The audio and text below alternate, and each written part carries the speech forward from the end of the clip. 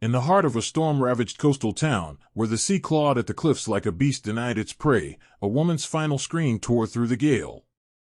Lightning fractured the sky, illuminating the cramped hut where Elara, a fisherman's widow, lay drenched in sweat and blood. Her body arched one last time, birthing a daughter into the chaos, before slumping lifeless against the salt-crusted walls. The air reeked of brine and iron, the wind howling through cracks like mournful ghosts. The town healer, old Mira, a woman whose hands were gnarled as driftwood, wiped the newborn's tiny face with a rag that smelled of seaweed. The baby wailed, a fierce, defiant cry that cut sharper than the thunder, her tiny fists flailing against the cold that seeped from the floorboards. Mira stared down at the child, her own breath ragged from the ordeal. Elara had been alone, her husband lost to a rogue wave seasons ago, and now this fragile life dangled on the edge of the tide's mercy. The healer glanced toward the door, where the storm raged unchecked.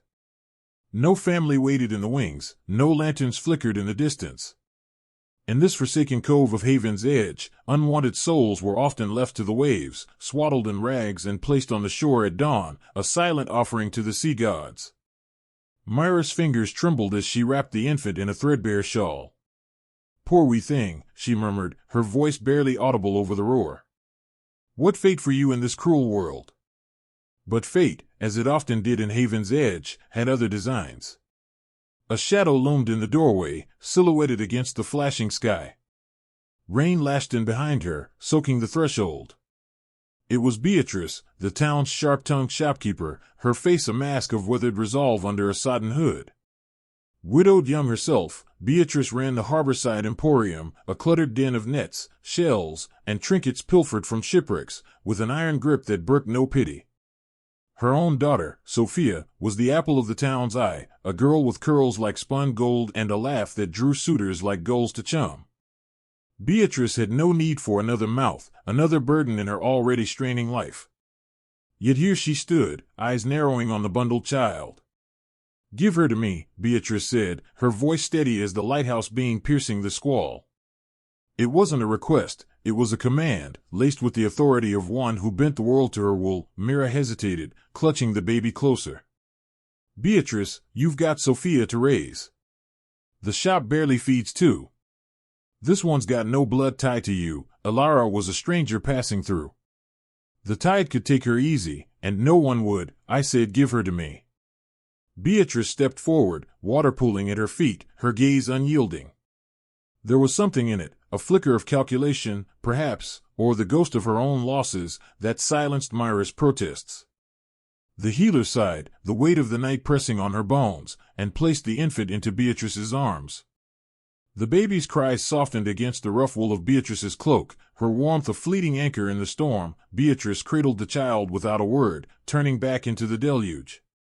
She had no inkling then that this act of reluctant charity would one day twist into her deepest thorn, a regret that would fester like barnacles on a hole. She named the girl Lila, after the lilac blooms that somehow clung to the cliffs despite the salt winds. Beatrice's shop became Lila's world, a labyrinth of towering shelves groaning under bolts of faded fabric, jars of iridescent shells, and hooks dangling with fishing line that nicked careless fingers. From her earliest days, Lila learned the rhythm of labor. By 5, she was on her knees scrubbing the salt-streaked floors while Sophia, 2 years her senior, perched on the counter sketching idle flowers in a leather-bound book Beatrice had bartered for. "Fetch the mop, girl," Beatrice would snap, her voice clipped as a gull's cry. "Dreams don't pay for supper." Lila obeyed without question, her small hands raw from the coarse bristles, but her eyes, storm-gray and wide as the horizon, drank in the world around her. The shop's back window overlooked the harbor, where fishing boats bobbed like cork toys, and the sea whispered secrets through the glass. In stolen moments, when Beatrice tallied ledgers and Sophia preened for imagined admirers, Lila would trace patterns on the fogged pane, swirling waves, jagged cliffs, the arched backs of dolphins breaching the foam. Her fingers, stained with ink from pilfered quills, birthed sketches that captured the wild soul of Haven's Edge, raw, untamed beauty no one else seemed to see. As the years unfurled like sails in a fair wind, Lila blossomed into a young woman whose quiet grace turned heads at the weekly market. Her skin glowed with the subtle sheen of sea mist, her dark hair falling in waves that rivaled the tide itself, and those sketches, now hidden in a battered tin beneath her cot, evolved into intricate coastal tapestries. Townsfolk lingered at the shop not just for Beatrice's overpriced curios, but to catch a glimpse of Lila measuring twine or arranging shell necklaces. "That girl's got the sea in her fingers," old fishermen muttered, their eyes tracing the fluid lines she absent-mindedly doodled on scrap paper. Artisans from the cliffside workshops nodded approval when she bartered for pigments, praising the soul in her quick studies of gnarled driftwood or sun-bleached bones. Sophia noticed, of course. Once the unchallenged darling, her laughter a siren call that lured young merchants with promises of dances at the solstice bonfire, Sophia now found herself adrift in her cousin's shadow. Suitors who once showered her with polished abalone now paused at Lila's sketches, murmuring, "Imagine that framed over the mantel." Sophia's smiles grew brittle, her sketches, pretty but polished, lacking the raw pulse of Lila's, gathering dust in forgotten drawers. Jealousy coiled in her like a conger eel in the depths. Why did this foundling, this charity case with no claim to the shop's legacy, eclipse her so effortlessly? It simmered until one fog-shrouded evening, when the air hung heavy with the scent of low tide and Beatrice's stew bubbled on the hearth. Lila had slipped away to the shop's dim alcove, her most treasured possession in hand, a locket sketch of her mother, pieced together from Myra's faded tales and her own fevered imagination. Elara's face emerged from the charcoal, soft eyes, windswept hair, a fragile tether to the storm that had birthed her. Lila's fingers flew, adding the curve of a smile, when footsteps echoed behind her. Sophia loomed in the doorway, a silhouette of silk and spite, her arms laden with a basket of market finery. "Still scribbling your little fancies," she drawled, her voice sweet as sugared bait. Before Lila could shield her work, Sophia's heel caught the edge of the paper, deliberate, unyielding. The sketch tore with a wet rip, charcoal smearing into ruin across the floorboards. Lila gasped, lunging for the fragments, but Sophia's laugh sliced the air. "Oh, clumsy me. But really, Lila, scraps for a scrap of a girl. Mother says you're no kin of ours. Just driftwood we fished from the tide. Why cling to ghosts when you've got nothing real?" Lila's heart plummeted like a stone into the abyss, her hands trembling as she gathered the shreds. Sophia's words lingered, venomous barbs, but it was the alcove's thin wall that betrayed the deeper wound. From the kitchen, Beatrice's voice drifted through, low and laced with regret, responding to Sophia's earlier hiss. "You're right, pet. Taking her in was a fool's whim, Elara's brat, foisted on me that night. Should have let the sea claim her then. Charity's a chain that drags us all under." The words landed like a rogue wave, crashing over Lila's carefully built seawall. She pressed a fist to her chest, the alcove spinning in the lamplight. No mother. No belonging. Just a burden, tolerated for appearances, her sketches of fleeting rebellion against the truth. Tears blurred the ruined portrait, but she swallowed them down, the salt taste mingling with the shop's eternal brine. From that night, the mask shattered.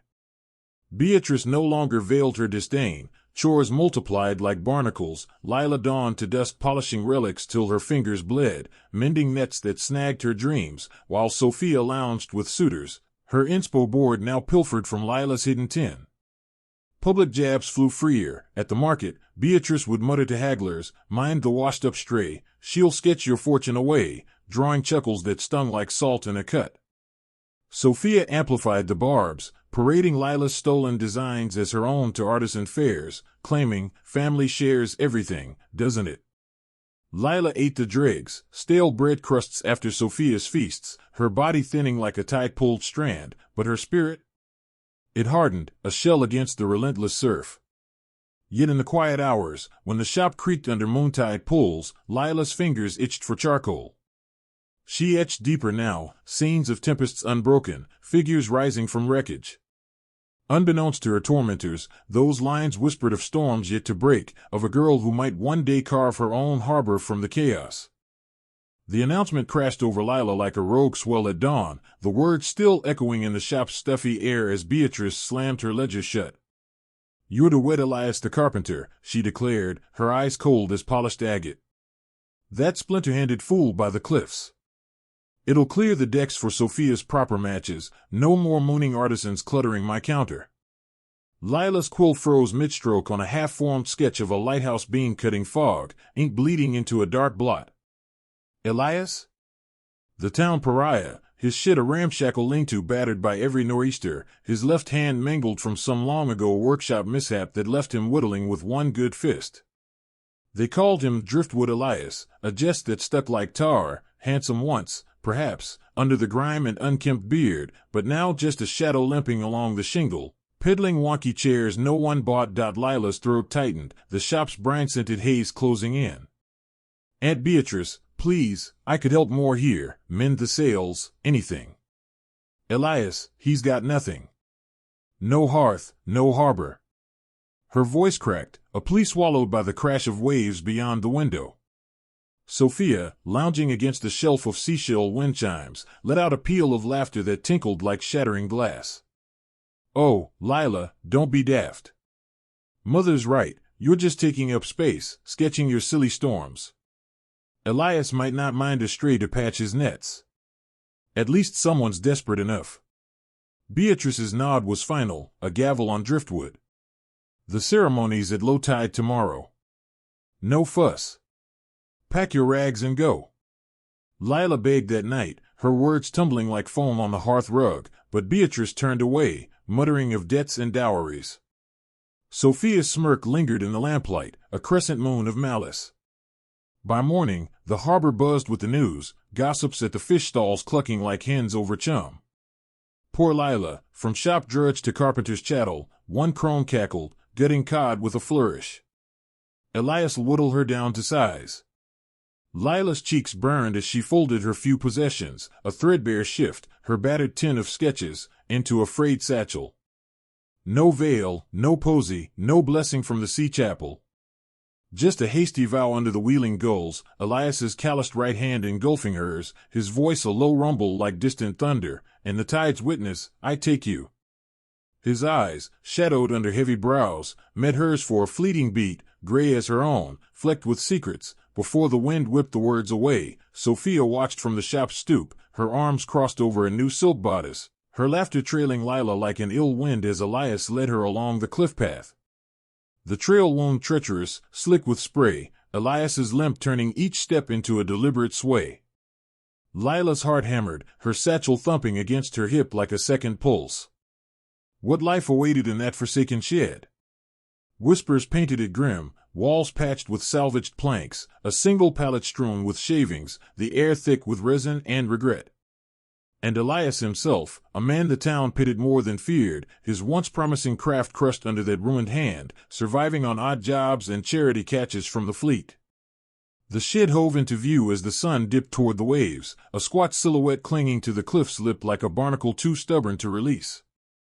Salt etched the shingles gray, and the door hung askew on leather hinges, groaning as Elias shouldered it open.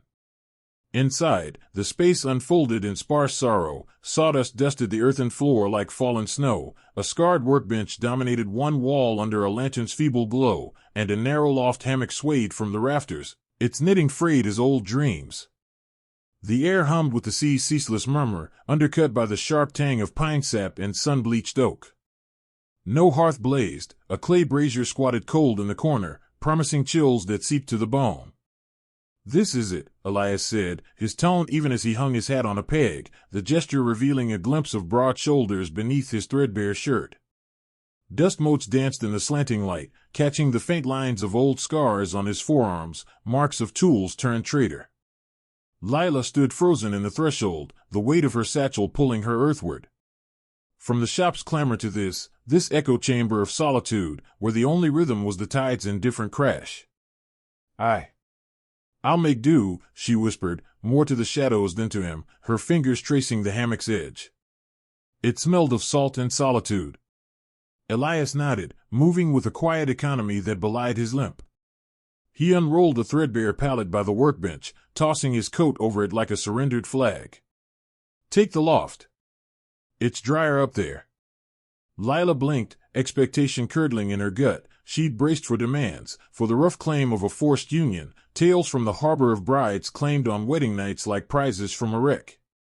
But Elias simply turned away, extinguishing the lantern with a breath that stirred the sawdust. Darkness folded in, broken only by the moon's silver sickle slicing through salt-crusted panes.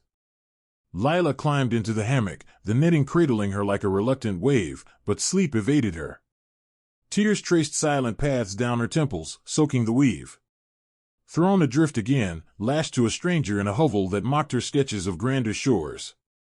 The sea's lullaby mocked her too, a dirge for dreams drowned before they surfaced. Dawn pried her eyes open with fingers of pale light, the shed alive with the gull's raucous reveille. Lila descended, her limbs stiff as driftwood, to find Elias already at the bench, his good hand guiding a chisel over a half-formed gull figure. He glanced up, his beard shadowing a jaw that might have been chiseled from cliff stone, and jerked his chin toward the door. Water's at the spring down the path. Buckets by the wall. No warmth in his words, but no cruelty either, just the flat cadence of routine. Lila nodded, slipping out into the brine-kissed air, the path a scramble of loose shale that bit her soles. At the harbor's edge, the morning market thrummed, stalls heaped with silver-scaled fish, bolts of weatherproof canvas flapping like sails in the breeze. But the chatter halted as Lila approached the communal pump, buckets clanking. Eyes turned, harbor wives in aprons starched stiff as their tongues, their gazes raking her like hooks. Look sharp, it's the shop stray, one hissed to her cluster, a woman with forearms like knotted rope from hauling lines. Wit to Elias overnight. From Beatrice's counter to that cliff rat's shavings. Bet he can't even fix a proper bed. Laughter rippled, sharp as shattering shells, as Lila pumped water till her arms ached, cheeks aflame. She kept her head down, the slosh of full buckets her only retort, but the barbs followed her like wake from astern. Worse came on the wind. Sophia, perched on the prow of a borrowed skiff, her golden curls whipping like a banner of triumph. The boat rocked gently, pulled by a smitten young trader, as she leaned over the rail, voice carrying clear as a bell buoy. Lila, darling. How's the wedded bliss? Does Elias's shed smell as fetching as his limp? Mother says you're a clever match, both of you washed up on the same shore. The trader chuckled, eyes lingering on Sophia's curves, while the wives tittered behind cupped palms. Lila's grip tightened on the buckets, water spilling in rivulets down her wrists like escaped tears. It's enduring, she managed, voice steady as shale, but inside, the humiliation churned, a whirlpool pulling at her resolve. She trudged back, the path steeper now under the weight. Her sketches wild beauty a distant memory against this grind. By midday, chores blurred, sweeping sawdust that clung like regrets, boiling kelp for a thin broth that stuck to her ribs like glue. Elias worked in silence, his chisels tap-tap a metronome to her labors, but he spared her the heavier lifts, his one hand surprisingly deft at balancing planks. Evenings brought the true trial, the shed's chill creeping in with the fog, supper a shared heel of bread doled from Elias's meager stores. Lila chewed mechanically, her stomach a hollow cave, while Elias stared into the brazier, flames painting his features in fleeting gold, high cheekbones, eyes that held the depth of hidden coves. Days bled into a week's worth of salt and strain, the town's mockery a constant undertow. Lila learned the shed's grudging ways, patching leaks with tarred cloth, kindling the brazier with driftwood scraps, but isolation gnawed deeper than the wind. One afternoon, as gales lashed the cliffs, she ventured to the market for twine, her satchel light with coppers Elias had pressed into her palm. The stalls teemed, hagglers bartering over smoked mackerel, but Lila's path tangled with a rogue gust. Her basket snagged on a stall's guyline, twine spilling in a chaotic tangle across the cobbles. Laughter erupted, harbor folk pointing, a burly fishmonger guffawing, clumsy as her groom. Can't even tether a thread. Lila dropped to her knees, cheeks scorching, fingers fumbling the knotted mess amid the mud and fish scales. The crowd thickened, jeers a chorus, shop strays sinking already. But then a shadow fell, broad and unyielding.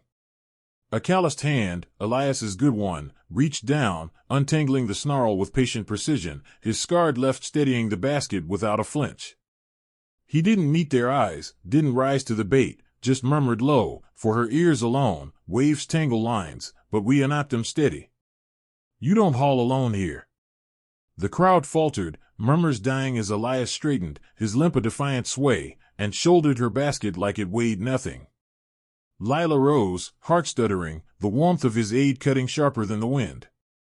For the first time, in the salt-stung air, she truly looked at him, not the town fool, but a man whose quiet strength anchored more than wood. That evening, as the gale howled its lullaby, Lila's belly betrayed her with a rumble that echoed off the shed's beams. She pressed a hand to it, cheeks heating anew, but Elias paused mid-whittle, his chisel stilling. He rose without fanfare, rummaging in a lidded crock by the bench. Moments later, he set a wooden trencher before her, a single loaf of sea-salted bread, still warm from some clandestine bake, its crust golden as sunset on foam. "Eat," he said simply, settling back with crossed arms. Lila stared, the aroma twisting her hunger into ache. "But that's all we have. You've not eaten since dawn." Elias shrugged, his gaze drifting to the lantern's flicker. "Storms pass. Strength holds." She broke the loaf, the steam rising like a sigh, and took a bite, crumbly, hearty, laced with the sea's own tang. Each chew filled more than her hollows, it bridged the chasm of her solitude, a gesture unasked, unawed. Elias watched the flames, but in the firelight, Lila glimpsed it, the faint curve of his mouth, the hidden handsomeness beneath the beard's wild tangle, a jaw firm as carved oak, eyes that mirrored the cove's mysteries. For the first time since the storm of her birth, the tide within her eased, if only a fraction. Yet questions lapped at her edges. Who was this man, really, that he gave without grudge in a world that took without mercy?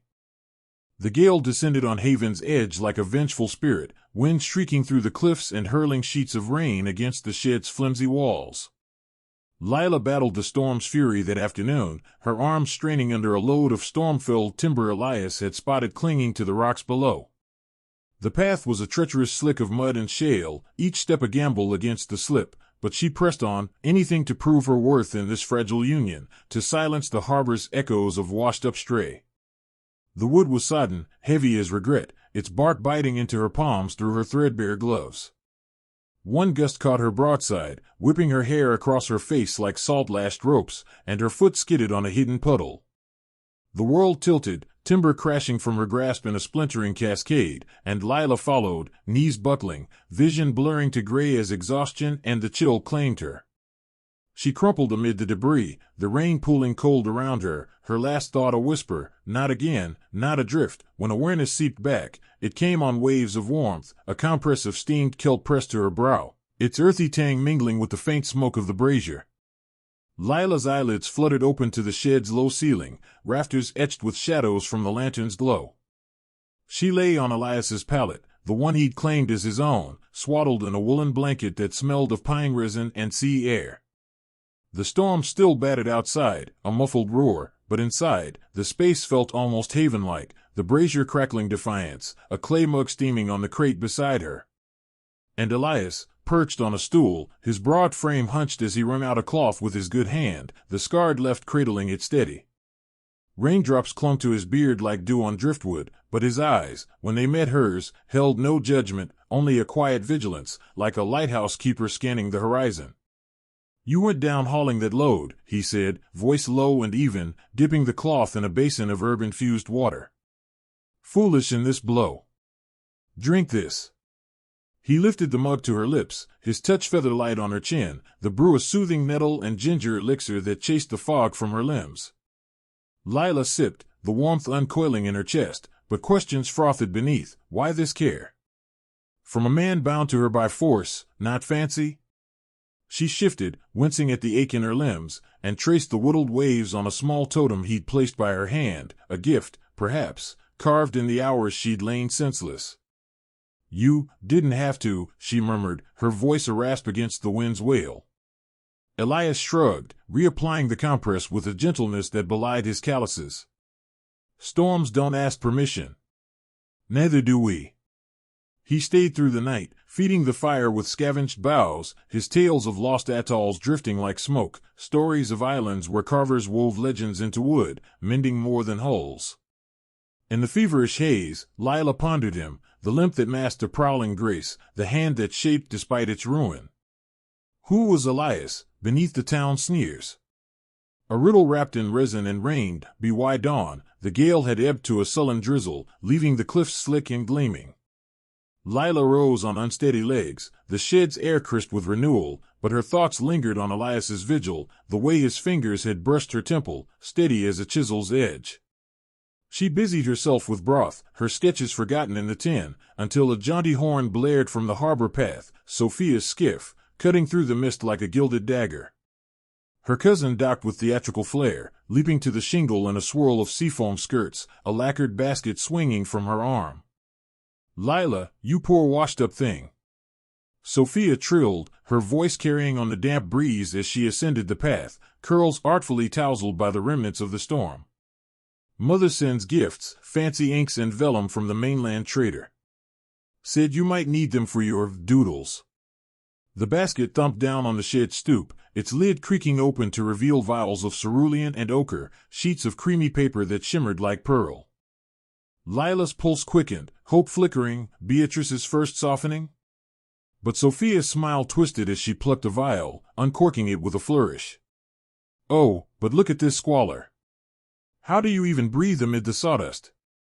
She dipped a finger in the ink, daubing it on a scrap of vellum with exaggerated strokes, a crude caricature of Lila hunched over a broken oar. Then, with a theatrical sigh, Sophia selected a slice of candied kelp from the basket's depths, popping it into her mouth with a moan of delight. Divine. Mother's recipe, saved the best for me, of course.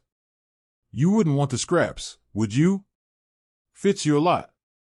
Another piece followed, then a cluster of dried sea grapes, each bite a deliberate savor, juices glistening on her lips as Lila's stomach twisted in the doorway. The gifts mocked her now, a feast paraded just out of reach, Sophia's eyes gleaming with the thrill of the taunt, heat rose in Lila's cheeks, fists clenching at her sides, but before the words could spill, Elias emerged from the shed's gloom, his frame filling the threshold like a cliff face. He took in the scene, the basket's bounty, Sophia's smirk, and his jaw tightened, a storm shadow crossing his features. "Storms pass," he said, voice like gravel under boot, but malice lingers. "Take your bait in your boat. This harbor's no dock for it." Sophia's brow arched, her laughter faltering into a scoff. "Excuse me, Splinterman? Do you know who I am?" "Beatrice's blood, not some storm-scavenged stray." She stepped forward, chin lifted, but Elias didn't yield, an inch, his stance unmovable, the calm authority in his gaze rooting her like kelp to rock. For a heartbeat, Sophia faltered, truly seeing him, not the limp-legged fool, but a force carved from the coast's unyielding stone. She snatched the basket, inks rattling, and spun on her heel. "Enjoy your hovel," she spat over her shoulder, the skiff's pull striking the water with unnecessary venom as she pulled away. Lila turned to Elias, breath caught in her throat, the shed's chill forgotten. No one had ever barred the tide of Sophia's cruelty, not Beatrice, who fanned it, not the harbor wives, who lapped it up. "Who are you?" she whispered, the question hanging heavy as mist. Elias's lips quirked, not a full smile, but a ghost of one, crinkling the corners of his eyes. He retreated inside without reply, emerging moments later with a fresh-carved nautilus in his palm, its spiral whorls intricate, inked with the very cerulean Sophia had left behind. "A man who knows the pull of currents," he said, pressing it into her hand. The shell's weight grounded her, its secrets etched in every groove, and Lila clutched it, hard adrift in uncharted waters. That unease lingered through the day's labors, but evening brought an unexpected bounty. Elias vanished into the drizzle after midday, his limp fading down the cliff path, leaving Lila to mend a torn sail by lantern light. She etched idly on the vellum, Sophia's retreating skiff, a storm cloud over her curls, when the door creaked open hours later. Elias stooped in, shoulders damp, bearing a burlap wrap that steamed with savory promise, fresh crab legs, plump and orange from a clandestine pot, paired with a flask of crisp cider that fizzed like captured waves. From the shallows, he grunted, setting it on the crate, though Lila caught the faint sheen of mainland labels on the flask, too fine for a pauper's haul. Her hunger roared, days of thin broth sharpening to a blade, but she hesitated, vial of ink forgotten. "Join me," she said softly, breaking a claw and offering the tender meat, its buttery warmth a shared defiance. Elias paused, then sank beside her, the pallet creaking under his weight. They ate in lantern-lit quiet, the cider's tang loosening the knots between them, fragile trust weaving like thread through burlap, the Nautilus glinting between them like a talisman. Night deepened, the shed's chill seeping through cracks like insidious fog, and Lila shivered in the hammock, her thin shift no match for the damp. She curled tighter, breath fogging the air, when a rustle stirred below. Elias rose from his pallet, silent as tides turn, and draped a woolen throw over her, thick, woven with coastal patterns that spoke of warmer climes. His hand lingered a beat on the edge, warmth bleeding through the fabric, before he withdrew to the brazier's glow. Lila's breath hitched, the gesture a quiet anchor in the dark. No demand, no debt, just care, unbidden. She pulled it close, the scent of him, resin and rain, lulling her into depths she'd long avoided. That night, dreams claimed her fully, sculpted shores rising from foam, hands carving not wood but hope, waves parting to reveal horizons unbound. She woke renewed, the throw still warm, the Nautilus clutched in her fist, a spiral path toward something unnameable, but Haven's edge whispered its suspicions by noon, as Lila bartered at the market for lamp oil. Fishermen's mutters chased her like gulls, saw Elias trading scraps for silks down cove, fancy threads, no less. That cripple's got sticky fingers, mark me. A netmender leaned in, voice gravelly, crab one day, cider the next? Man scavenging more than driftwood. Thief's luck, or worse. Lila's cheeks warmed, the vials in her satchel suddenly heavy. Back at the shed, she cornered Elias by the bench, where he planed a plank with rhythmic strokes. The harbor talks, your finds. Crab, cider, where from? They're calling you pilferer. He glanced up, chisel pausing, his expression a calm sea masking depths. Let the gulls squawk. I'm just a man mending what's adrift, no more. The deflection stung, but evening drew her to the fire's edge, probing deeper as flames danced on his face. Why this life, Elias? The limp, the shed, why cling to splinters when the world mocks you? He set the plane aside, staring into the embers, his voice a low tide pulling secrets. I was heir to a logging barony once, vast tracts from cliff to crest, ships laden with gold-veined oak. But a rigging snap in the yard, this. He flexed the scarred hand, tendon stark in the firelight. Father called it flaw, unfit for legacy. Cast me to the tides like coal wood. Learned then, poverty don't carve worth, but the world wields it like an adze. Now I champion the sustainable, reclaim what's wrecked, build green. Parallels crashed over Lila, her own casting out, the shop's chains. Tears pricked, unbidden, she reached, clasping his hand, the scars rough under her palm. Scars shape, they don't shatter.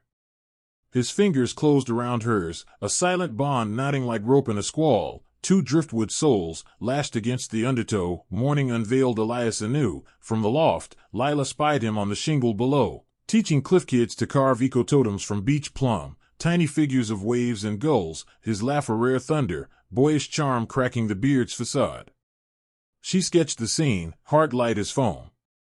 Intrigued by the glimpse of Elias's unguarded joy, Lila lingered in the loft that morning, her sketchbook balanced on her knees as charcoal whispered across the page. The cliff kids' laughter floated up like sea spray, Elias's voice weaving through it, patient and resonant, guiding small hands over beach plum with tales of ancient carvers who bound spirits to wood. His laugh rumbled again, deep and unforced, stripping away the grime to reveal a man whose features sharpened in the sun, high cheekbones emerging from the beard's tangle, eyes crinkling with a warmth that mirrored the cove's hidden glow. Lila's lines captured it, the boyish tilt of his head, the scarred hand steady as a compass, and for a moment, the shed felt less like exile, more like an undiscovered inlet. But Haven's edge had no patience for such respites. By midday, as Lila descended to tend the brazier, a familiar skiff scraped against the rocks below, Sophia's, its prow adorned with pilfered shells that clinked like mocking chimes. Her cousin ascended the path with purposeful stride, skirts hiked against the damp, a gleam in her eye that boded ill as a squall line. Lila! I simply had to see this, idol, Sophia called, her voice lilting with false cheer as she breached the stoop. In her hands, she clutched the nautilus Elias had carved, the very one from their shared meal, its spirals a testament to quiet trust. Lila's stomach knotted. She'd left it on the crate that morning, a talisman against the day's drudgery. Sophia dangled it like a trophy, her nails, painted the hue of crushed coral, tapping its whorls. Mother mentioned your little hobbies. Thought I'd borrow this for inspiration. Such rustic charm. Before Lila could protest, Sophia's heel came down, deliberate, grinding, the nautilus shattering against the shingle with a crack that echoed like bone on stone. Fragments scattered, iridescent in the light, and Sophia ground the largest underfoot, sneering down. Oops. But really, cove trash for a cove stray? It suits you, broken and worthless. Rage surged in Lila, hot as forge embers. She lunged, fingers outstretched for Sophia's curls, the world narrowing to that smirk. You venomous, but a wall of warmth intercepted Elias, materializing from the shed's shadow, his good hand clamping Sophia's wrist mid-gesture, unyielding as cliff root. His limp was forgotten in the poise, his frame a bulwark against the tide of her spite. Break more, he said, voice low thunder rolling from the depths, and the tide turns. This shore claims its own. Sophia's eyes widened, color draining from her cheeks as she wrenched free, the authority in his gaze pinning her like a storm-stayed sail. For the first time, she saw beyond the limp, the coiled strength, the eyes that held not mockery but the sea's inexorable pull. She scoffed, but it rang hollow, gathering her skirts as she fled down the path. Enjoy your splinters, she hurled back, the skiff shoving off with frantic splashes. Lila stood trembling, shards of nautilus glinting at her feet like fallen stars. Elias knelt without a word, gathering the pieces into his scarred palm, his touch reverent as if handling sacred relic. Inside the shed, he worked by lantern light, mixing a resin from pine sap and flecks of gold leaf pilfered from who knew where, his one hand deftly binding the fractures. The nautilus reformed, not pristine but stronger, veins of gold tracing its wounds like lightning in shell. He pressed it into her hands hours later, the warmth of his labor lingering. Kintsugi from the coast, he murmured. Gold for the breaks. Lila traced the seams, all blooming in her chest like dawn over the waves, her heart reshaping around the gift, cracks filling with something luminous. No one had ever salvaged her ruins before. Twilight settled like a soft fog that evening, the shed's glow a solitary beacon against the gathering dusk. Lila sat vigil by the brazier, the mended nautilus heavy in her lap, mourning not just the shell but the splintered years, Beatrice's chains, Sophia's barbs, the sketches torn like her tether to Alara. Tears traced silent paths, salt mingling with the resin's faint gleam, when Elias stirred from his bench. He moved to the clay kettle without query, brewing metal tea that steamed with hints of honeyed kelp, comfort drawn from the scant stores. He placed the mug beside her, settling on the pallet's edge, his presence a steady current. No platitudes, no prying, just the fire's crackle and his voice, soft as tide lap, from fragments, masterpieces rise. The sea don't discard the broken, it polishes them to pearl. Lila looked up, the words a balm on raw edges, his eyes reflecting the flame's dance. She sipped the tea, its warmth uncoiling the knots in her chest, and for the first time, the shed felt shared, a harbor he'd carved for two. Sleep came easier that night, the throat draped once more, dreams weaving gold through wreckage, but Beatrice's shadow loomed come market day, the harbor alive with the clamor of bartering and the tang of fresh-caught herring. Lila wove through the stalls, satchel-laden with Elias's whittled totems to trade for pigments, her steps lighter despite the weight. The air hummed with haggling, sails snapping in the breeze, until a hand clamped her arm, Beatrice, emerging from a bolt of canvas like a specter from the deep. Her aunt's face was etched deeper by lines of perpetual scowl, eyes narrowed to slits. Talent?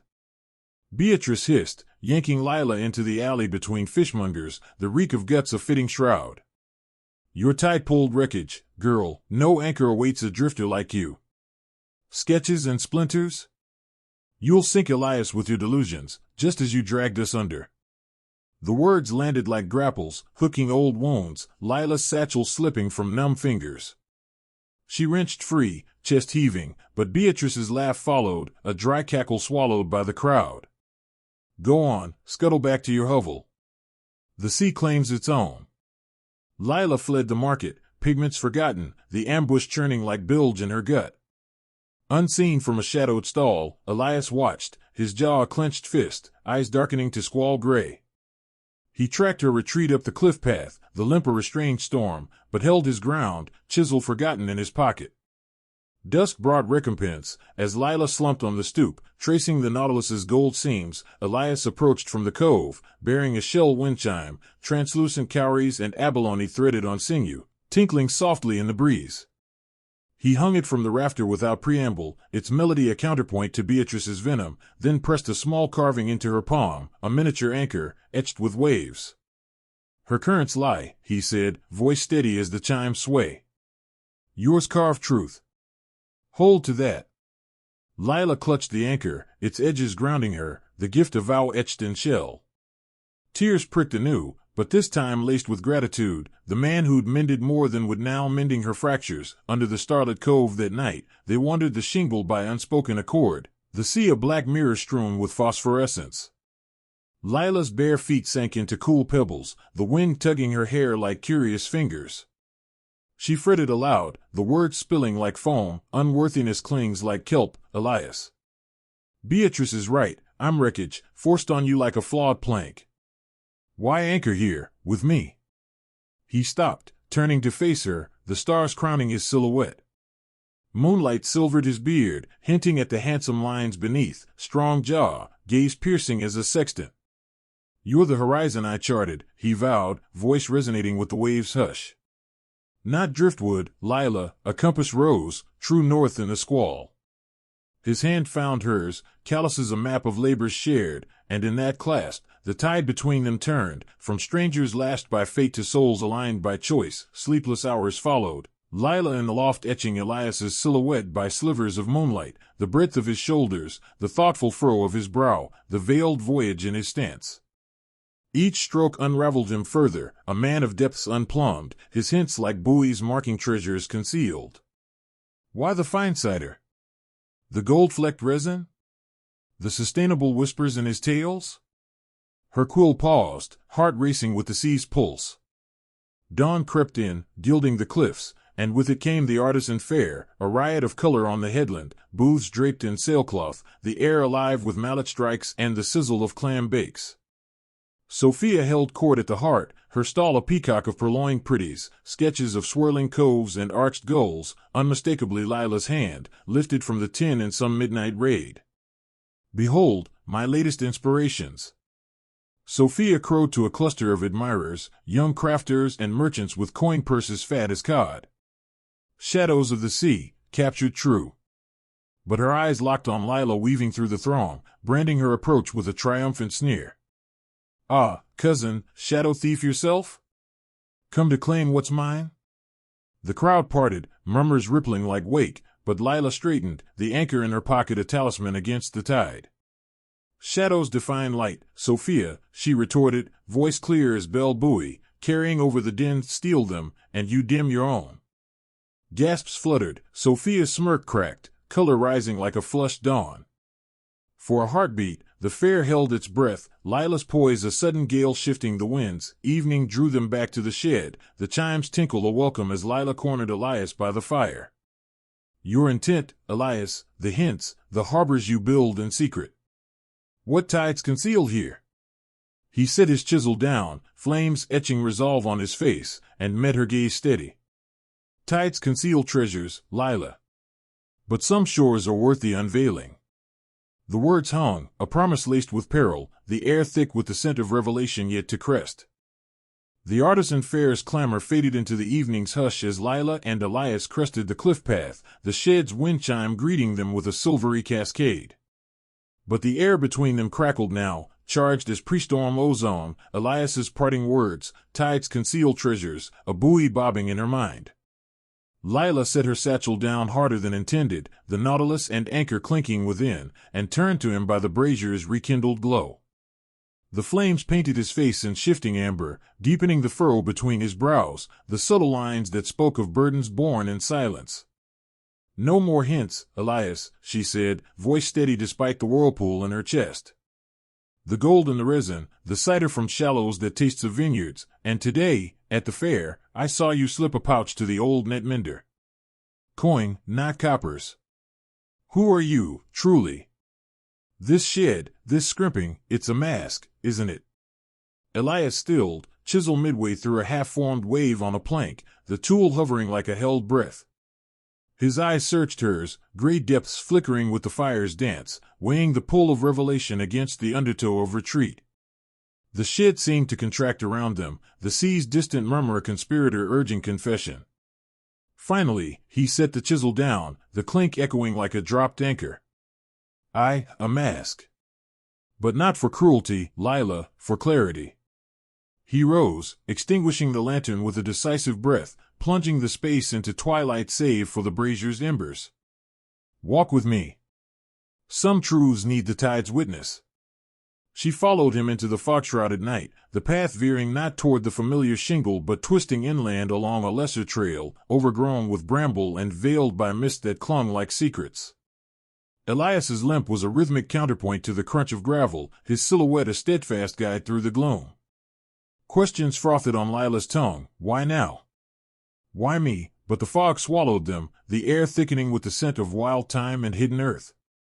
After what felt an eternity of blind trust, the path crested a bluff, and Elias halted before an iron gate camouflaged in ivy, its bars wrought like twisting kelp.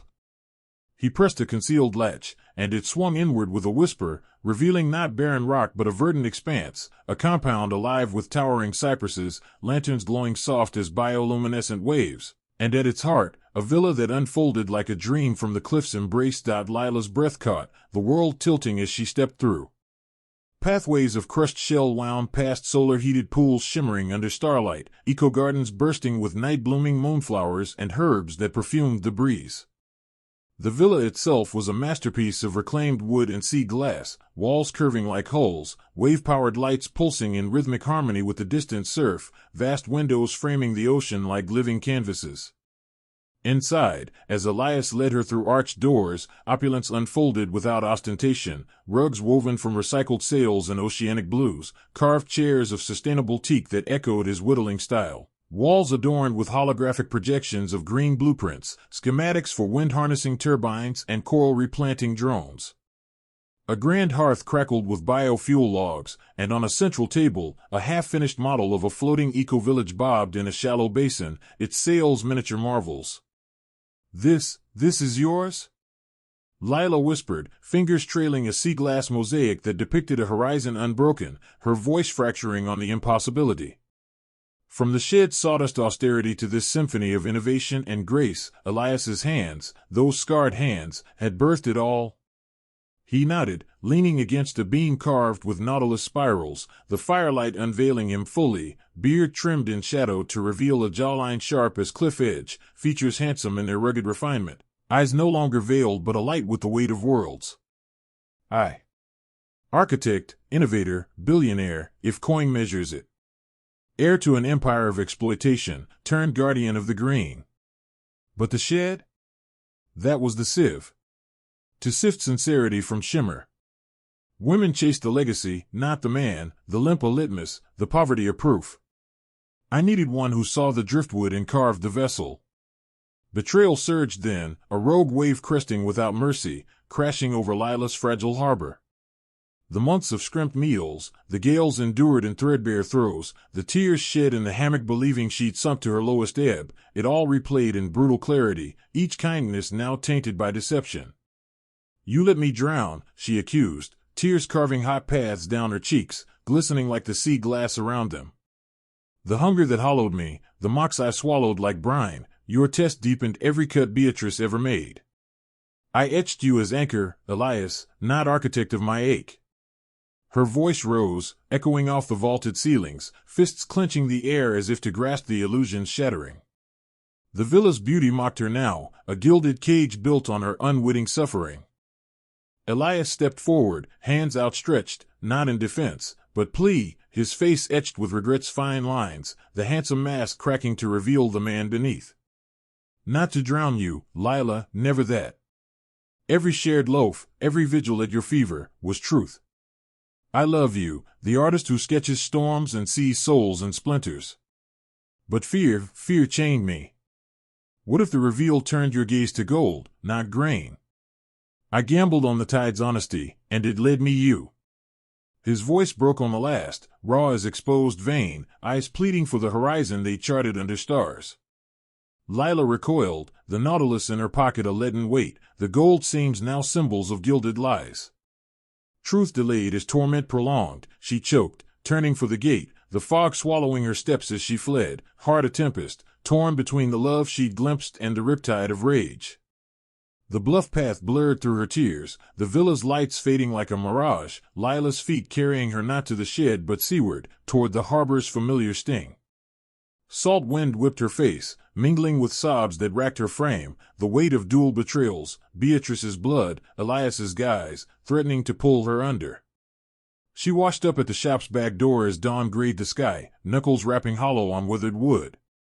The latch gave, and there stood Sophia, bleary-eyed in a silk robe, her curls a tousled crown. Confusion twisted to cruel delight as she took in Lila's disheveled state, the tear-streaked cheeks. Crawling back already, stray? The splinter man shed too rough for your sketches? Mother will love this, our charity case, capsized again. Lila swallowed the lump rising like bile, the shop's brine reek a sour homecoming. I never anchored here, did I? She said, voice a ragged wave, but steel threading through. Sophia's laugh pealed, drawing Beatrice from the shadows, her aunt's scowl deepening at the sight.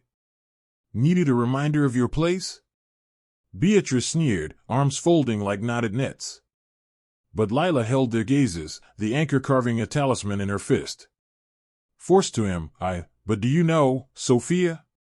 For the first time, I was seen. Loved, even in the squall. I'd tether to honesty over your gilded galleons any tide. The words landed like grapples reversed, Sophia's smirk fracturing, color draining as Lila turned, spirit surging high as incoming swell. She departed without backward glance, the path to the cliffs calling like a siren's truth, Elias's villa no longer cage, but crossroads. The night deepened into a cool embrace as Lila crested the bluff once more, the iron gate looming through thinning fog. She didn't seek the shed's austerity, her feet bore her to the villa's threshold, heart a conflicted current, rage's riptide warring with affection's reef-deep pull. Elias waited in the courtyard, etched against the lantern glow, his frame slumped on a bench carved like a ship's prow, regret carving deeper shadows than the mist. Lila, he breathed, rising as she approached, voice rough with the night's vigil. You returned. I feared you'd sail without me, out of reach, like the atolls I lost. She halted paces away, the air between them thick as kelp forest, tears renewed but tempered. And what did you decide? He pressed gently, hands open at his sides, the architect's poise yielding to the man's vulnerability. Lila's throat tightened, words churning like foam on shoals. Your ecovision, the reclaimed woods, the wavelights, it echoes my art, Elias. Sketches of broken beauty made whole. But the drowning, did you ever weigh my wake? The nights I believed us wrecked, when harbors waited. Pain flashed in his eyes, silver as moonlight on surf, and he closed the gap, not touching but near enough for warmth to bridge. Every shadow, Lila.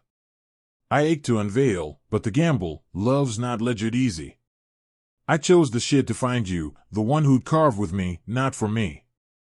The confession hung, a fragile sail in the breeze, and Lila wavered, hate's undertow tugging against the love that had bloomed in shared silences, mended fractures. Could she forgive the test that tempered her? Or would the tide pull her forever adrift? Dawn's first blush crested the horizon, gilding the gardens, as the sea whispered its ancient counsel, some treasures demand the deepest dive. Dawn's blush had barely gilded the villa's gardens when the whispers crested haven's edge like an incoming swell, unstoppable and laced with brine.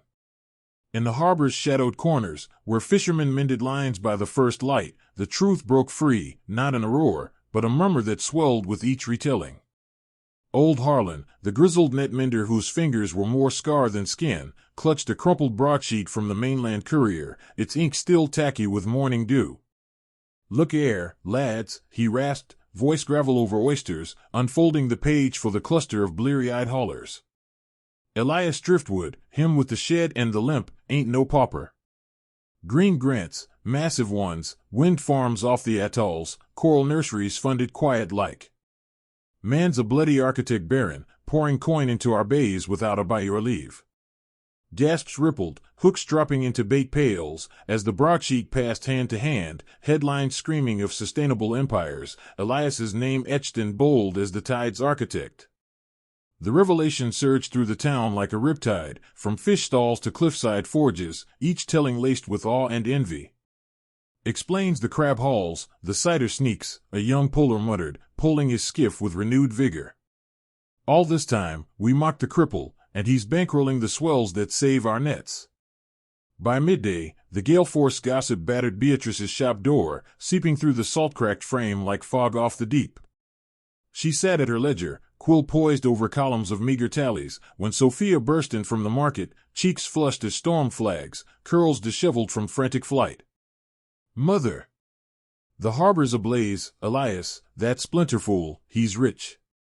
Grants for green follies, villas hidden in the bluffs. And Lila, wed to it all." Beatrice's quill snapped in her grip, ink splattering like blood on snow, her face draining to the pallor of bleached bone. The broadsheet slapped onto the counter, headlines glaring up like accusations. A billionaire. The word coiled in her gut, twisting with the jealousy that had long festered. Why not Sophia, her golden girl with the laugh that lured merchants, the sketches, stolen or no, that turned heads? Why the stray, the driftwood drudge she'd hauled from the healer's hut on a whim of false charity? Rage boiled, hot as forge bellows, her knuckles whitening on the wood. "That ungrateful whelp," she hissed, voice a venomous undertow. "Stole what should have been yours, pet. All my machinations, pushing her to that pauper, and she lands the galleon. No. The tide don't turn that easy." Sophia paced, skirts swishing like agitated waves, her eyes gleaming with shared spite.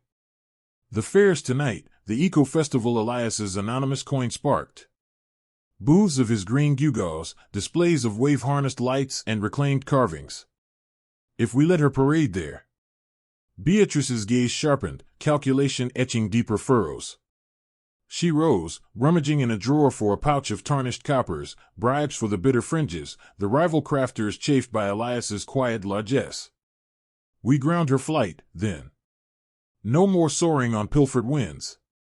By vespers, Beatrice had corralled her cabal in the shop's back room, sour-faced artisans, a jealous glassblower whose kelp lamps dimmed beside Elias's innovations, a woodturner spurned for a grant, a knit weaver whose haul soured on fancy eco-rules. They huddled over stewed clams, voices hushed but laced with malice, Beatrice's eyes gleaming like whetstone on blade. "We strike at the heart," she vowed, slamming a fist on the scarred table, tankards rattling. "The festival's his showcase, poison the displays, shatter the models, scatter his ledgers like chum. Show that fraudulent flotsam she don't belong on golden decks." Nods rippled, greedy as gulls, the pouch of coin sealing packs and shadowed handshakes. Sophia smirked, fingering a vial of lamp-black ink, harmless to eyes, but ruinous to holograms. For the family legacy, she toasted, the cabal dispersing into the twilight like wraiths on the tide, festival eve unfurled under a canopy of torchlight, haven's edge transformed. The headland bloomed with sailcloth pavilions, lanterns swaying like fireflies on strings, the air alive with the sizzle of grilled eel and the twang of fiddles tuned to sea shanties. Booths showcased Elias's veiled wonders, miniature turbines whirring on wave simulators, carvings of recycled resin glowing with embedded solar cells, interactive maps projecting coral rebirths funded by his grants. Crowds swelled, families from the coves, merchants with appraising eyes, even mainland envoys in crisp linen, murmuring of partnerships. Lila moved through it all in a borrowed shift of seafoam silk, Elias's quiet gift that morning, its weave whispering of forgiveness half granted, her heart a conflicted swell. The reveal sting lingered, but so did the vision, their shared sketches now etched into the displays, her waves animating his turbines. For the first time, her art anchored something real, not just scraps in a tin. Elias found her by a central pavilion, his form transformed, no beard's wild tangle, but trimmed to frame a jawline chiseled by cliff winds, hair swept back to reveal features handsome as a figurehead, strong plain softened by eyes that sought hers alone. Clean-shaven, in a vest of woven kelp fiber over a shirt of unbleached linen, he was no longer driftwood but the tide's true captain, broad-shouldered, gaze commanding the crowd without effort. "You came," he said, voice a low current, offering a hand that bore no callous of deceit now. Lila hesitated, the night's magic warring with dawn's wounds, but slipped her fingers into his, warmth a bridge over the riptide. "To see what we could build," she murmured, "if the test ends here." But the harmony shattered as torches flared brighter, shadows lengthening into menace. A murmur swelled from the fringes, rival crafters slinking through the throng, vials of ink and hammers concealed in satchels, Beatrice at their van like a hagfish in the shoal. She bayed as they swarmed the turbine display, her voice cutting the fiddles like a gutting knife. "Fraudulent flotsam, yield the shore. This green guile's built on lies, and that stray don't sail it." Vials shattered against holograms, black ichor spiderwebbing the projections into glitchy voids, hammers swung, splintering models into kindling that crackled underfoot. Screams rippled, families scattering like minnows, the air thickening with acrid smoke from doused lanterns. Crafters joined the fray, envy unleashed, a glassblower hurling shards at a coral map, the woodturner toppling a reclaimed arch with a gleeful whoop. Chaos reigned, torches guttering in the scuffle. But Lila and Elias plunged into the maelstrom, hand in hand, the pavilion's heart their bastion. "Beatrice!" Lila cried, spotting her aunt amid the horde, face twisted in fanatic glee as she stomped a glowing carving, Elias's Nautilus prototype, gold seams fracturing anew. Beatrice whirled, eyes wild as spume. "You thieving tide rat! Stole my Sophia's dew, now watch it sink." But Elias stepped forward, his presence a sudden squall, limp forgotten, voice thundering over the din like cliff crash. "Enough." The word halted the swarm, hammers mid-swing, as he vaulted a shattered booth with predatory grace, unveiling a satchel slung at his side, ledgers bound in waterproof kelp hide. Pages crisp with figures and signatures, he unfurled them like a mainsail, lantern light spilling over grants tallied in bold ink, coral funds that saved the fleet's bays, turbine tech that powered the lighthouse free of charge, anonymous seed for the very fair they now defiled. "This legacy's no lie," he proclaimed, voice resonating to the edges of the headland, envoys and families pausing in their flight. "I've poured tides of coin into your shores, not for acclaim, but anchor. And these saboteurs?" His gaze pinned Beatrice, then swept the cabal, ledgers thrust like evidence in a gale. "They poison for spite, shatter for shallow sails. Look, Harlan's nets mended by my grants, your lamps lit by my lights. Who truly grounds us?" Shame crested like a breaker, the glassblower dropped his shard, face crumpling, the woodturner backed away, hammer trailing in dust, even Sophia, lurking at the fringe, paled to driftwood, her vial slipping from numb fingers.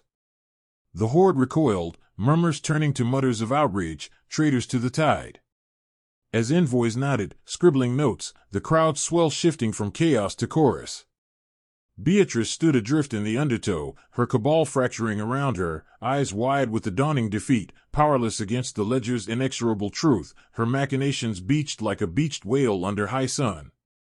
The torches steadied, fiddles resuming tentative strains, as the last saboteur slunk into shadows, the headland exhaling like a cove after squall. Lila turned to Elias amid the splintered stalls, her breath ragged, the silk shift torn but spirit unbroken. She exhaled into his arms, the warmth of him a harbor long sought, burying her face in the linen that smelled of resin and revelation. "You carved my harbor," she whispered, tears salting his vest, the night's fury ebbing to fierce gratitude. Elias held her close, his embrace a vow against the waves, scarred hand tracing her back with the tenderness of whittled waves. "No storm breaches us now," he swore, voice a rumble against her ear, handsome features softened in the torch glow, jaw firm, eyes alight with the promise of unmasked horizons. The sea sang approval beyond the cliffs, and in that clasp, the tide turned fully, from fracture to foundation, their bond a lighthouse beam piercing any dark. The festival's torches had guttered to embers by midnight, the headland strewn with the wreckage of Beatrice's folly, splintered booths like beached hulks, ink-smeared holograms flickering their last protests against the damp. Haven's edge exhaled into uneasy quiet, the sea's murmur the only constant, as the last stragglers dispersed under a moon veiled by scudding clouds. Beatrice trudged the cliff path alone, her cabal scattered like chaff in the wind, the glassblower vanishing into the fog with muttered curses, the woodturner fleeing to his forge without a backward glance. Sophia had pulled away in the skiff hours earlier, her face a mask of sullen defeat, curls limp as sodden kelp. Beatrice's hands trembled, not from chill but the hollow ache of capsized schemes, her skirts caked in the mud of her own making. The villa's distant lanterns mocked her retreat, pinpricks of golden warmth against the night's chill void. She reached the shop as the tide whispered its indifferent retreat, the door creaking open to the familiar reek of brine and unsold curios. The back room, site of her venomous counsel, lay dim and accusatory, tankards upended, the coin pouch spilling tarnished discs across the scarred table like spilled blood. Beatrice slumped into her chair, the ledger's pages blurring before her eyes, columns of red ink tallying not just debts but decades of grudges hoarded like barnacles. Lila, parading in that silken shift, her sketches animating Elias's wonders, while Sophia sulked in the shadows. The stray, the whim from that storm last night, rising on waves Beatrice had meant to drown her in. Jealousy salted her veins, bitter as swallowed brine, but beneath it, a deeper current stirred, the wreckage of her own greed, glimpsed in Sophia's parting scowl, that mirror of her spite, sharp and unyielding. A daughter forged in the same forge of selfishness, Sophia slouched in later, slamming the door with a force that rattled the shell chimes, her eyes red-rimmed but fierce. "It's ruined, Mother, all of it. The envoys laughed us out, called us tie trash saboteurs. Elias's ledgers, they shone like lighthouse beams, and we were the rocks they wrecked on." She kicked at a stool, toppling it with a clatter, her voice cracking on the edge of wail. Beatrice watched, the girl's fury a distorted echo of her own youth, widowed too soon, clawing for security in a town that chewed the weak. "Your fault," Sophia spat, rounding on her. "Pushing that stray to him, thinking it'd clear my path. Now she's queen of the bluffs, and I'm adrift in your shop stink." The words landed like grapples reversed, hooking Beatrice's chest, drawing forth a gasp. For the first time, she saw it clear, the greed she'd nursed in Sophia, a poison passed like tainted grog, turning blood to bile. Regret crested then, slow and inexorable, salting her veins with the truth, she'd raised a tempest of her own making, and the wreckage washed up at her feet, sleep evaded her that night, the shop's walls closing in like a capsizing hull. Beatrice paced the floorboards, ghosts of old ledgers whispering, the night she'd claimed Lila, not for mercy but the hollow optics of charity, a prop for her widow's facade. The years of barbs, the stolen sketches fed to Sophia like chum to a shark. And now, the festival's fall, a public beaching, her name hissed in every cove from lighthouse to landing. Dawn crept in gray and grudging, the sea's hush broken only by the chime's faint tinkle, when a rap echoed at the door, soft, insistent. Beatrice cracked it, expecting a late-night hawker or harbinger of worse debts, but found only a sealed tube on the stoop, driftwood wrapped, tied with sinew, addressed in Lila's fluid script. Her hands shook as she unfurled it, a sketched map note, vellum crisp as fresh tide, inked with coastal contours that traced a path from the shop's harbor to the villa's bluff. Lila's lines danced across it, swirling coves where Beatrice's youth had bloomed, jagged cliffs marking her widow's trials, a central nautilus spiraling toward a horizon etched with waves forgiving their breakers. At the heart, words bloomed in careful charcoal, "Waves forgive, Aunt Beatrice, may yours lead kinder. No grudge anchors me now, I've found my compass. Sketch your own shores anew." A small vial tumbled free, cerulean ink, the shade Sophia had shattered at the festival, paired with a blank vellum sheet folded like an unspoken invitation. Beatrice clutched the note to her chest, the shop spinning in the morning light, her fortress of spite eroding like sand under high tide.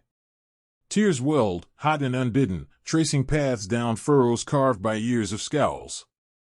She sank to the floor amid the curios, the map crinkling under her weight, Lila's forgiveness a current too strong to fight, undeserved, luminous, shattering her completely. The stray she'd cast as burden had risen, not with vengeance but grace, her lines mending more than wood or wave. Sobs racked her, raw as exposed reef, the vials blew a beacon in her palm. For the first time in decades, Beatrice wept not for losses tallied, but for the harbors she'd burned, her own, Sophia's, and the one she'd denied the girl in her arms that stormy night. Cliffside dawn broke clear and golden, the sun cresting the horizon like a polished abalone, gilding the villa's gardens in hues of rose and aquamarine. Lila stood at the bluff's edge, the sea a vast canvas below, her silk shift from the festival mended with hasty stitches, a testament to resilience. The night's chaos lingered in faint aches, but the air hummed with renewal, the waves song a balm on the bruises. Footsteps crunched behind her, Elias, his approach a familiar rhythm, no longer shadowed by limp or guise. He encircled her from behind, arms wrapping her waist like knotted rope, his chin resting on her shoulder, the warmth of him chasing the dawn's chill. Clean-shaven still, his handsome features softened in the light, jaw a firm line against her temple, breath stirring her hair like a gentle breeze.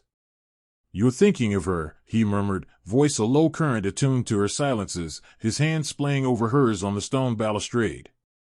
The bluff overlooked the cove where it had begun, the shed a distant speck now, reclaimed as guest quarters for the villa's gatherings.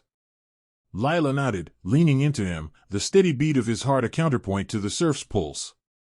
"I sent the note at first light, a map, sketched with paths untaken.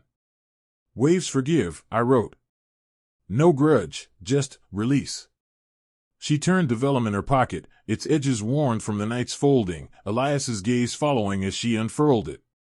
His eyes traced the lines, the nautilus at its core, gold-flecked in memory, marveling at the artistry that wove forgiveness into form. "Your lines mend more than wood, Lila," he said, wonder threading his tone, fingers brushing hers over the map. "Beatrice's currents run deep, but this, it's a sextant for souls. You've charted grace where I'd have lashed with ledgers." He folded it gently, tucking it away, his touch lingering, a spark that bridged the remnants of her riptide rage. Lila's heart swelled, the dawn's light catching the tears pricking her eyes, not of sorrow but surfeit. "It wasn't easy," she admitted, turning fully into his embrace, her palms flat against the linen of his shirt, feeling the rise and fall beneath. "The test's tempest scarred me, Elias. But seeing your vision, our sketches in the turbines, waves animating the lights, it echoes what I always etched, broken beauty, made whole." They fused then, in the cliffside hush, his lips finding hers with the tenderness of tide meeting shore, a kiss that tasted of salt and revelation, hands roaming with the familiarity of shared storms. Elias's arms tightened, pulling her flush, the world narrowing to the heat of him, the handsome planes of his face alight with unmasked devotion. Lila melted into it, her art now their compass, lines that guided not just ink on vellum, but the uncharted course of them. The sea approved below, waves cresting in foam-kissed applause, as the embrace deepened, forging a bond no squall could sever. From shadowed sketcher to beacon beside him, Lila felt the tide within settle, no longer adrift, but anchored in depths profound, seasons swelled in the wake of revelation, haven's edge blooming under Elias's unveiled legacy. Ventures called them to verdant isles, chain after chain of atolls ringed in turquoise, where Lila's sketches evolved into co-crafted exhibits, wave-sculpted installations blending her fluid lines with his sustainable frames, turbines humming to the rhythm of her nautilus spirals. They sailed on his eco-yacht, a sleek vessel of recycled hulls and solar sails, docking at Coral Labs where Lila taught cliff kids, now island youth, to etch their own horizons, her tin of charcoals passed like a talisman. Elias watched her bloom, from the shop's shadowed drudge to artisan beacon, her hands no longer raw from nets but stained with pigments that painted futures. "You've unleashed the sea in you," he'd murmur over evening fires, his handsome features aglow in the owl's eternal dusk, fingers interlaced with hers under star-pricked skies, back in Haven's Edge, the town transformed. The festival reborn annual, Beatrice's shop quieted to a corner stall, her vials of ink now sold alongside Lila's maps, a grudging truce etched in commerce. Sophia drifted to the mainland, her scowl softened by distance, chasing merchants with sketches half her own. But Lila and Elias? Their world expanded, a tapestry of green grants and glowing galleries, her art the thread binding his innovations, exhibits touring coves, drawing crowds that marveled at the tide's true airs. Yet amid the swells, Elias harbored one final current, a surprise coiled like a wave-carved ring in his pocket, waiting for the moonlit beach where their knot had first tightened. The moonlit beach stretched like a silvered canvas under the atoll's eternal hush, the eco-yacht's lanterns casting a soft glow on the sand, tiny beacons mirroring the stars that wheeled overhead. Lila and Elias had anchored here weeks into their island odyssey, the vessel a floating haven of reclaimed teak and wave silk sails, its decks alive with the hum of solar hum and the scent of night-blooming frangipani. Seasons had swelled since the festival's fall, Haven's Edge now a distant harbor in their rearview, the town's transformation a quiet testament to the tides they'd turned. Beatrice's shop had shrunk to a modest stall at the annual fair, her vials of cerulean ink, sourced now from Elias's sustainable dyes, sold alongside tentative sketches of her own. Rough maps of coves she'd once cursed, lines tentative but true. Sophia's letters arrived sporadic from the mainland, laced with half-apologies wrapped in news of merchant dalliances, her scowl softened by the salt of self-reckoning. But Lila claimed no victory in their erosion. Forgiveness had been her sextant, charting release rather than revenge. Lila wandered the tide line barefoot, the warm surf lapping at her ankles like a lover's whisper. Her shift, a flowing wrap of island batik dyed in her own wave blues, clinging lightly in the breeze. The tin of charcoals hung from her shoulder, a relic evolved, no longer battered but bound in kelp leather, its contents spilled across vellum that captured the isle's wild pulse.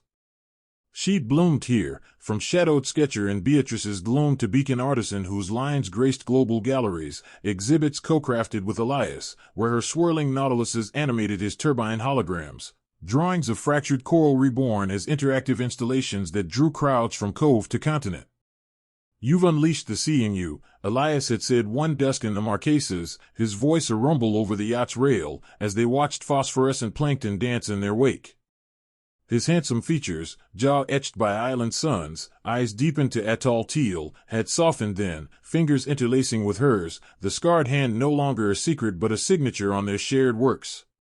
Yet the journey had been no straight sail. Doubts had crested in quiet anchorages, the revealed scars surfacing like kelp in calm shallows. One eve in Fiji, as Lila etched a frangipani bloom by lantern light, the chisel's tap had faltered, her lines blurring with unshed tears. "The test lingers," she'd confessed, vellum crumpling in her fist. "Even here, in this paradise you built, I wonder, was it the driftwood girl you loved, or the one who passed your sieve?" Elias had knelt then, the yacht's deck creaking under his weight, his hands cupping her face, calluses a map of truths earned. "Both, Lila, the drifter who sketched storms and scraps, the artist who mends reefs with me. The mask fell for you, not to fool, but to find. And what I found." His kiss had followed, fierce as a squall's first gust, pulling her into depths where doubt dissolved like mist at noon. Now, on this moon-kissed beach, those depths called anew. Lila paused by a cluster of driftwood, its curves echoing the cliffs of home, and knelt to trace its grain, charcoal whispering a preliminary sketch, lines fluid as the surf's retreat. The atoll's air hummed with nocturnal life, geckos chirping in the palms, waves sighing secrets to the sand. Footsteps crunched behind her, Elias, his silhouette tall against the yacht's glow, vest unbuttoned to reveal the linen shirt open at the throat, island bronze gilding his skin. He carried a lantern low, its light pooling like liquid pearl, and in his other hand, a small lacquered box carved with wave motifs, her own design, adapted to his whittling. "Can't sleep?" he asked, settling beside her on the sand, the lantern set between them like a shared hearth. His proximity stirred the air, warmth radiating like the yacht's solar core, his scent, resin laced with frangipani, an anchor to the present. Lila leaned into his shoulder, the driftwood forgotten, her head tilting to meet his gaze. "The stars pull too strong tonight. They remind me of Haven's Edge, those first nights in the shed, tracing constellations through cracks, wondering if any light waited beyond the squall." Elias's arm encircled her, drawing her close, his thumb tracing idle patterns on her arm, echoes of the Nautilus's gold seams. "And now? The light's ours to wield." She nodded, the yacht's silhouette a comforting bulk offshore, its sails furled like sleeping wings. Their ventures had woven worlds, from the Marquesas' mist-shrouded peaks, where they'd co-designed a coral lab exhibit, Lila's sketches animating holographic reefs that drew UNESCO envoys, to the Solomon's turquoise lagoons, where island youth gathered under her tutelage, charcoals flying as they etched totems of reclaimed hope. Elias's grants flowed freer now, unmasked rivers funding eco-villages that dotted the chains, each bearing a plaque etched with their joined sigil, a wave entwined with a nautilus. Lila's art had become the thread, galleries in Auckland and Apia showcasing Tides reclaimed, her lines the soul in his structures, critics hailing the driftwood duo whose union birthed beauty from breakage. No longer the shop's stray, she stood as co-creator, her voice carrying in panels where she spoke of forgiveness's forge. Scars don't sink us, they shape the hull. But Elias's surprise simmered beneath the serenity, the box in his pocket a current building to crest. He shifted, sand sifting through his fingers, his voice dropping to the timbre of confessions shared at anchor. These owls, they've charted us, Lila. From the shed's shadows to this silver shore. But one knot remains, tied by fate, I'd reweave it by will. Her breath caught, intuition lapping like foam, as he rose, drawing her up with him. The moon hung full, a polished abalone overhead, bathing the beach in ethereal glow. Elias knelt then, the sand yielding like a throne, his free hand capturing hers, scarred palm to steady fingers, a vow in the clasp. The lacquered box opened with a soft click, revealing not gems but a ring carved from wave-polished coral and driftwood inlay, its band etched with their sigil, nautilus spiraling into wave, gold flecks from the mended shell gleaming like captured stars. No diamond's cold fire, but the atoll's warm pulse, sustainable and true. Our knot was fate-tied in that storm vow under gulls, Elias said, voice resonant as the surf's eternal hymn, eyes locking hers with the depth of uncharted seas. But I want to marry you anew, Lila, by choice, under these stars, with the tides as our witnesses. Will you reweave it with me? Sail these horizons, etch our tomorrows? Tears crested then, spilling like rain on parched atoll, Lila's heart a swell breaking into joy's foam. The ring slipped onto her finger, fitting as if carved from her very lines, warm, unyielding, a compass rose for the life they'd build. Yes, she whispered, the word a wave's sigh, pulling him to his feet and into her arms. Their kiss sealed it under the moon's gaze, fierce and unhurried, his hands framing her face as hers tangled in his hair, handsome features alight with triumph, the island breeze tangling around them like blessing. The yacht's lanterns flickered in echo, the sea's song rising to crescendo, as they fused on the sand, bodies and souls entwined, the legacy launched not in coin but in the unbreakable knot of them. Dawn followed like a gentle unfurling, the atoll awakening in hues of pearl and peach, gulls wheeling overhead as if in salute. Lila stirred in Elias's arms, the beach their bed of woven throws, the ring catching the light like a beacon. They breakfasted on yacht-fresh papaya and coconut milk, sketches spilling from her tin to plan their vow renewal, a cliffside right in Haven's edge, Beatrice invited with a map of truce, the town as witness to tides turned. No masks, Elias vowed over the fruit's sweetness, his fingers tracing the ring's whorls. Just us, carvers of the current. Lila smiled, her lines already dancing in her mind, horizons not just sketched, but sailed, word of their betrothal rippled back to the mainland like a favorable wind, galleries clamoring for the reweaving, an exhibit of their union's art, nautiluses and waves in perpetual dance. Beatrice's reply arrived by courier bird, a vial of ink, cerulean and true, with a note in her improving hand, waves lead kinder now. I'll chart the path. Sophia's followed, terse but tinted with thaw, mainland suits the stray in me. Congrats, steal the stars. Lila laughed over them with Elias, the yacht slicing toward home, her heart full as the atoll's lagoons, and the season's swell, their life unfolded like a sail-caught true, eco-villages dotted the chains, each bearing her murals, waves of forgiveness crashing into hope. Lila mentored apprentices from cove to crest, her tin a legend passed like lore, while Elias's innovations powered shores once starved. No longer shadowed, she stood radiant, artist, anchor, wife-to-be. The poor carpenters revealed her greatest sketch, a handsome billionaire whose heart she'd carved long before the gold, yet as the yacht neared Haven's cliffs, a new current stirred, whispers of a greater voyage, horizons yet to etch.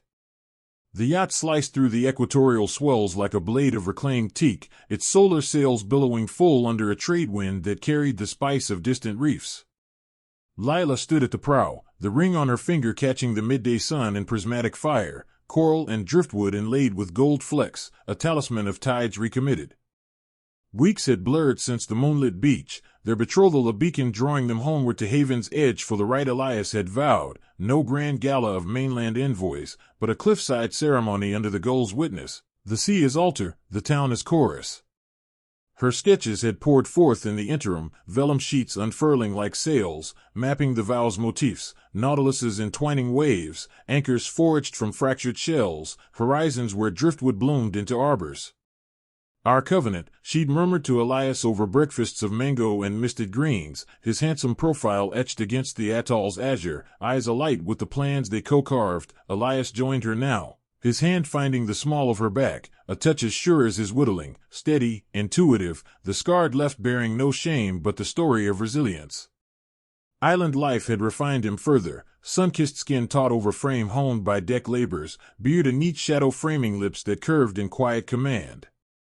The courier bird circled at dawn, he said, voice rumbling low against the wave's hush, a rolled missive in his fist. Haven's edge awaits, Beatrice sends word. Lila turned, brow arching in curiosity laced with caution, the name evoking not venom now but the map note's fragile bridge.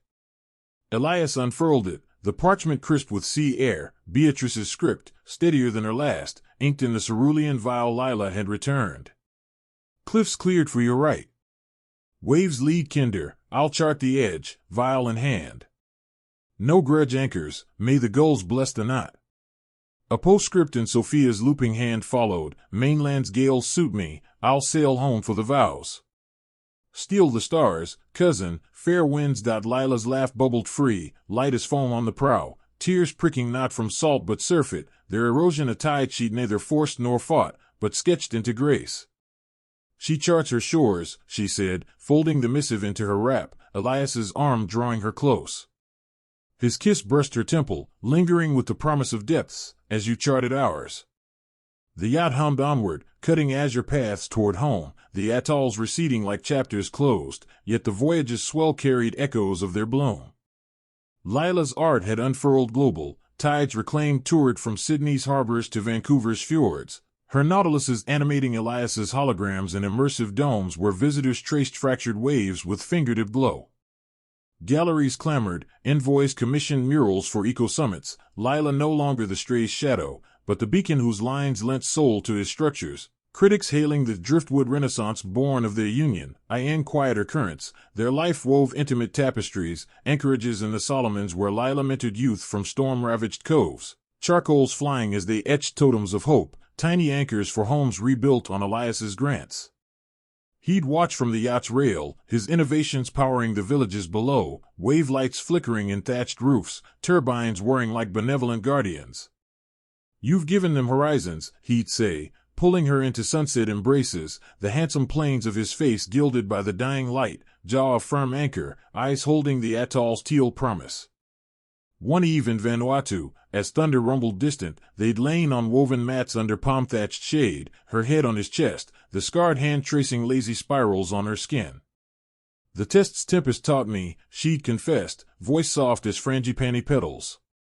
Not just survival, but seeing, the driftwood's graying, your heart beneath the guise. Elias's rumble vibrated through her, and you, my compass, steered us true when I feared the squall. Haven's edge hove into view 3 dawns later, the cliffs rising like sentinels etched in familiar gray, the lighthouse beam a welcoming sweep.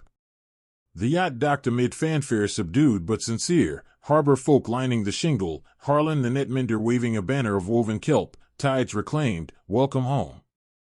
Beatrice waited at the quay, no longer the hagfish specter but a woman weathered to wisdom's grain, skirts practical, vial of cerulean dangling from a chatelaine, her eyes, once slits of spite, now softened to cove blue.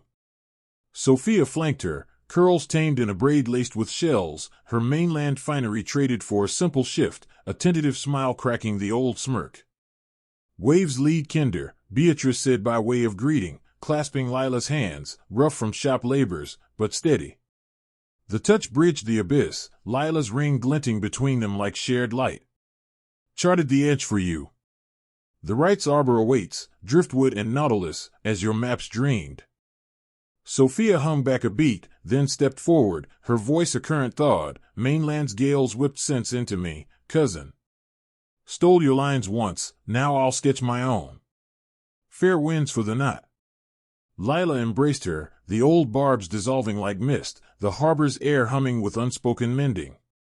The town had transformed in their absence, eco-booths permanent along the headland, wave lights powering the market stalls, Harlan's nets mended with Grant-forged twine. Fishermen nodded respect to Elias, no longer Splinterman but Tide's captain, his limp a badge of battles won, the handsome architect striding with purpose renewed, the cliffside rite unfolded at vespers, the sun dipping toward the waves in a blaze of coral and gold, gulls wheeling overhead like celestial scribes. The arbor arched from reclaimed beams, Lila's sketches etched into the grain, Nautiluses spiraling with Elias's waves, draped in moonflowers that perfumed the breeze. Haven's edge gathered below, families on the shingle, fiddles tuning shanties, lanterns swaying like fireflies in the gathering dusk. Beatrice stood sentinel at the arbor's base, vial uncorked to ink a blessing scroll in real time, her lines crude but heartfelt, tracing waves forgive amid the vows.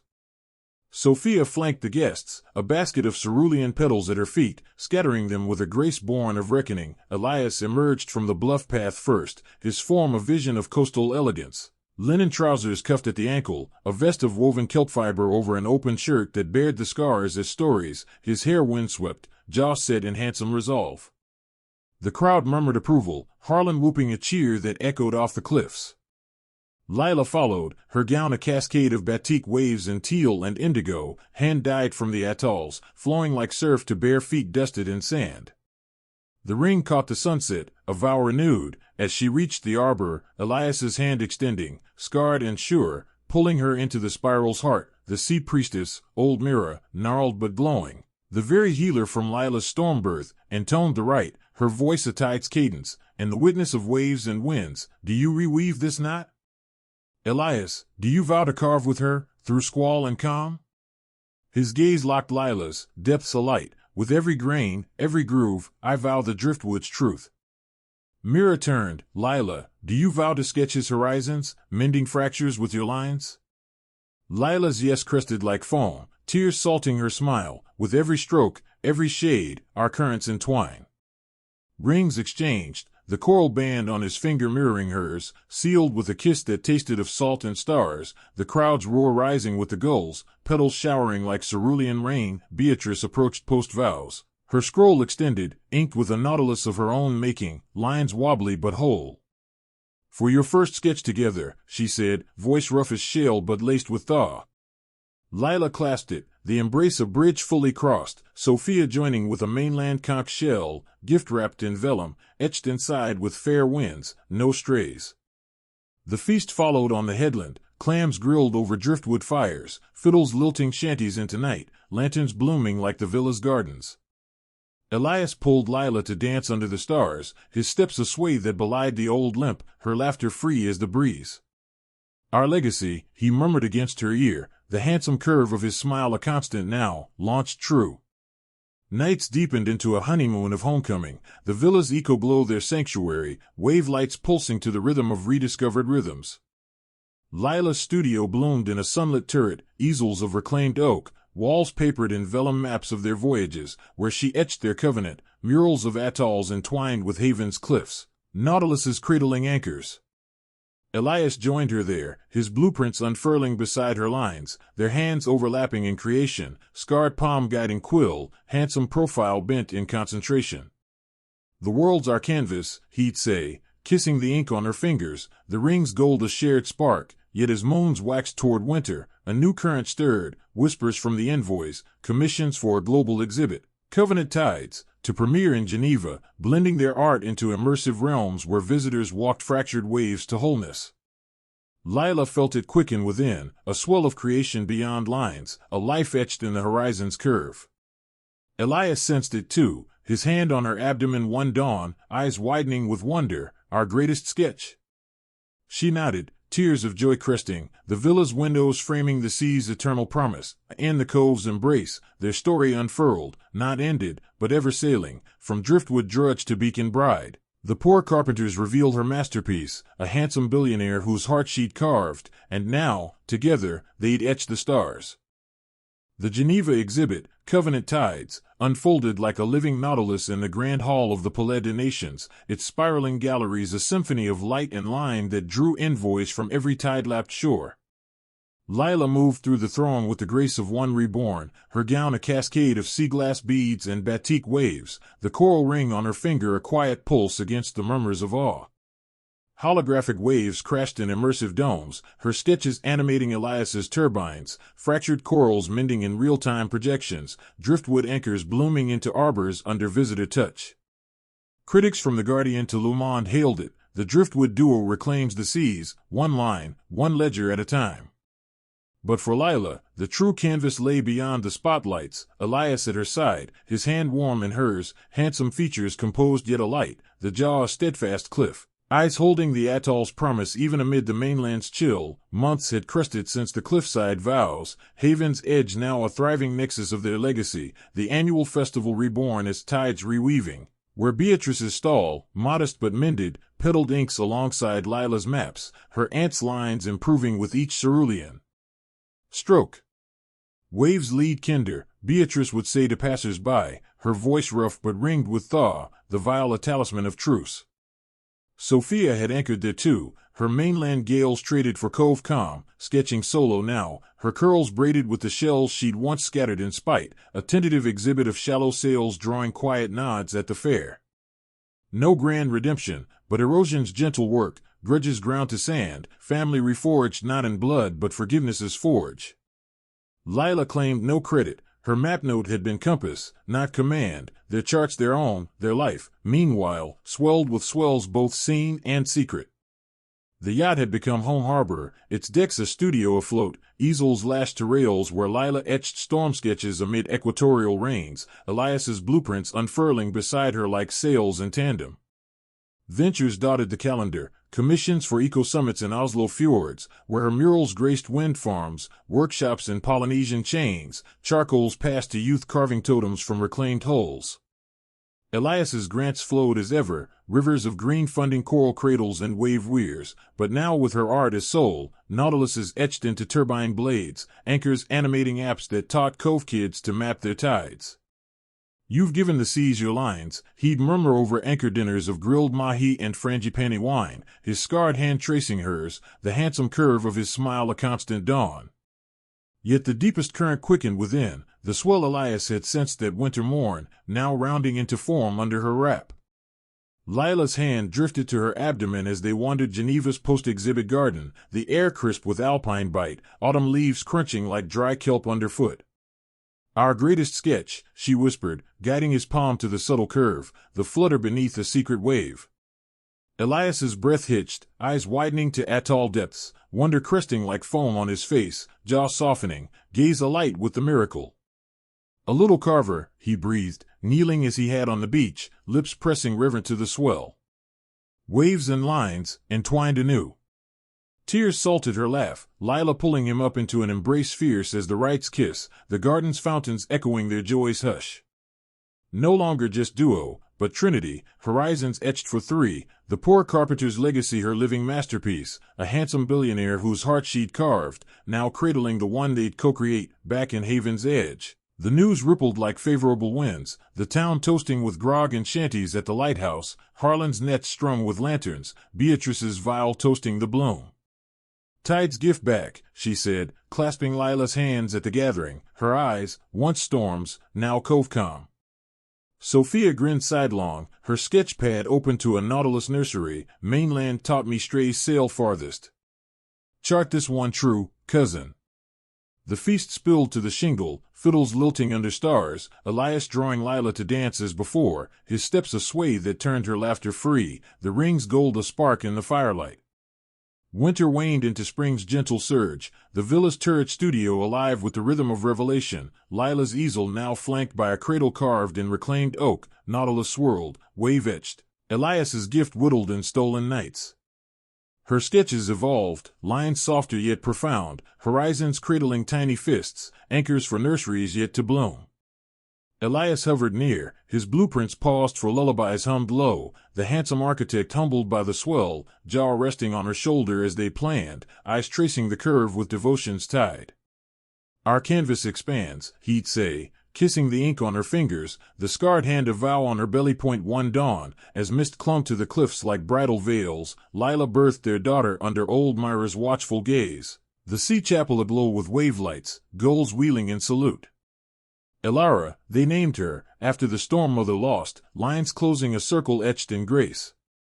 Her cry pierced the hush, fierce as Lila's own birth wail, tiny fists flailing against the salt-kissed air. Elias cradled her first, tears tracing his cheeks like rain on cliff face, the handsome billionaire reduced to wonder's wave, our little beacon. Lila watched, heart full as the cove, her hand in his, scarred to steady, the ring's coral a bridge to this bloom. Haven's edge gathered at the naming rite, the arbor from their vows draped anew in moonflowers, Beatrice inking the registry with cerulean care, Elara tide carver, waves air. Sophia scattered petals, her grin unfeigned, the town toasting with grog and tales of the Driftwood dynasty. Lila held Elara close that night, the villa's windows framing the sea's eternal dance, Elias's arm encircling them both, his warmth a harbor unending. From splinters to stars, he murmured, lips on her temple, the daughter's sigh a soft counterpoint, years unfurled like sails in fair wind, Elara growing with the cove's wild pulse, curls dark as Lila's, eyes gray as Elias's depths, tiny hands clutching charcoals before she walked. Lila mentored her first strokes on the shingle, lines of waves and nautiluses teaching tides of truth, scars shape, little one, they don't shatter. Elias built her a studio shed by the bluff, reclaimed wood whittled with anchors, his lessons in sustainable lore, turbines for toys, grants for games. Beatrice visited often, her vials gifting inks for Elara's pads, stories of the storm babe spun with thawing fondness. Sophia anchored nearer, her shallow sails stall a fixture at the fair, sketches now collaborative, cousin lines entwining in exhibits that toured with theirs, the duo became trio, then legacy. Covenant tides evolved to heirs horizons, global realms where Elara's first etchings animated the waves, fractured shells mending under tiny fingers, crowds marveling at the cycle complete. Lila stood radiant in it all, artist, anchor, mother, the shop stray's shadow banished to myth, her heart the true masterpiece, carved from driftwood depths. Now cradling a handsome billionaire and the daughter who'd etch stars beside them. Point one eve, as the yacht sailed atoll-bound once more, Elara giggling at the prow, charcoal smeared and sea-kissed, Lila leaned into Elias, the horizon endless before them. Our greatest voyage, she whispered, his arm a steadfast current. He kissed her, handsome features aglow in sunset's forge, and the tides? They lead kinder still. The sea sang assent, waves cresting in foam-kissed promise, a story not ended, but ever unfurling, from poor carpenters revealed to eternal harbors, hands entwined, lines drawn true.